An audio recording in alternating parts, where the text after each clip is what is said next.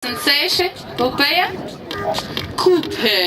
Tā izskatās, ka pirmo reizi viņš ir ar vienreizējo licenci. Ar 20, es redzu kaut kā laikam 27. starta numurs, ja es nemaldos. Tas varētu būt Ervīns Agafonovs ar BMW. Kamdēļ viņam pat nav 3 sērijas sacensību uzlīmes ir uz mašīnas? Jā, viņam ir 27. numurs un tas ir Ervīns Agafonovs. Pēc pirmā posma viņam ir 12 punkti un viņš ir 7. vietā. 320. Ļoti labi, ļoti labi. Bet nu tikko ir lielāks ātrums, tā ar to mazo motoriņu ir tā sodīgā. Jā. 2-3 motors viņam ir.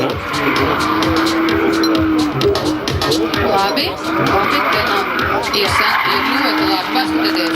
Patīk jums Agafonovs ar 320 E36. Pamēģiniet ar 320 Labs ātrums, bez kauņa. Kas pa numuru, bez kauņa. Uzreiz visu var redzēt. Kāds cilvēks ir pie stūra. Bezkauņa, tas nozīmē, ka viņš krustojumos brauc visiem garām un stājās priekšā?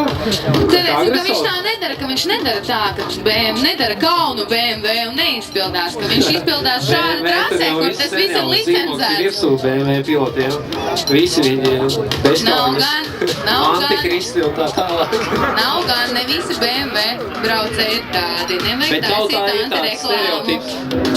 Stereotips ir, bet mēs nesakojam līdz stereotipiem. Paskaties, ko viņš parāda trasē, kādu sniegumu. Nu, ir sanslīd. Un ar 320 no mierīgi lielu garu driftu uztaisa. Rociņā ārā ļoti labi, ļoti labi.